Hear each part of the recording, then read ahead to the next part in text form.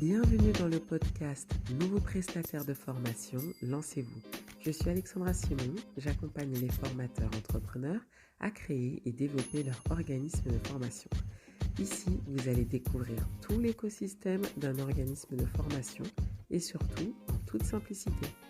Je vous laisse avec l'épisode du jour. Bonne écoute. Bonjour à tous, nous sommes dans le deuxième épisode de la mini-série Calliope et ce petit épisode, il sera dédié à une question qui est capitale à laquelle on va essayer d'y répondre.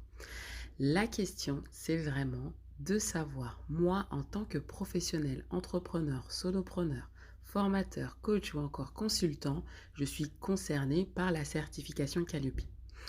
Alors, avant de répondre à cette question, j'ai réalisé un challenge Calliope qui est complètement gratuit. Il va vraiment vous aider à mieux vous positionner et à vous préparer à cette certification.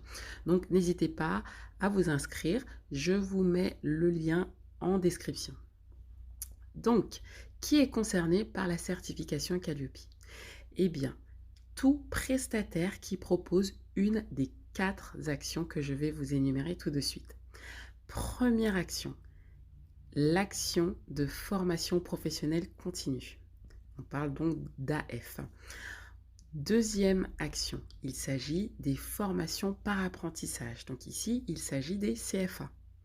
Troisième action, il s'agit de la validation des acquis de l'expérience, donc de la VAE.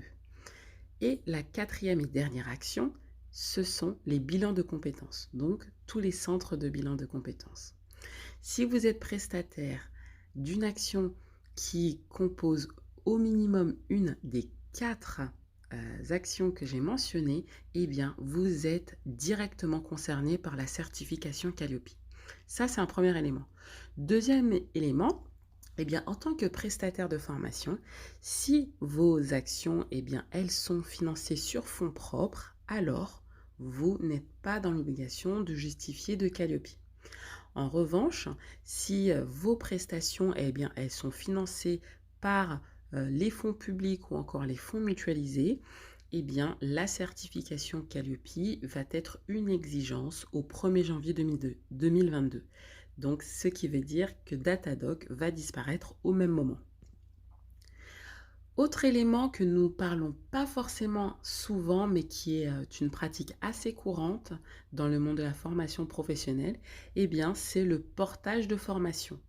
C'est-à-dire que certaines entreprises, elles proposent de réaliser un portage de formation. Vos stagiaires, ils vont, par exemple, utiliser leur CPF pour financer vos formations. Bien sûr, moyennant généralement un pourcentage soit par client ou encore par dossier.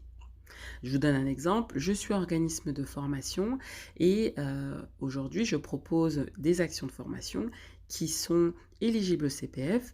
Par contre, je n'envisage pas tout de suite, par exemple, de passer la certification Calliope. Je peux me diriger vers un organisme qui a justement cette certification Calliope.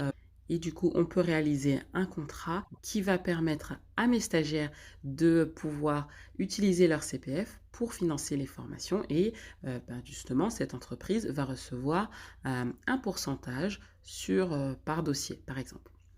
Donc voilà, j'espère que cet épisode vous a permis de mieux vous positionner face à la certification Calliope, parce que je sais que c'est pas évident. Donc n'hésitez pas, si vous avez des questions, à me contacter. Je me ferai toujours un plaisir de vous répondre. Quant à moi, je vous dis à bientôt dans un prochain épisode et d'ici là, prenez soin de vous.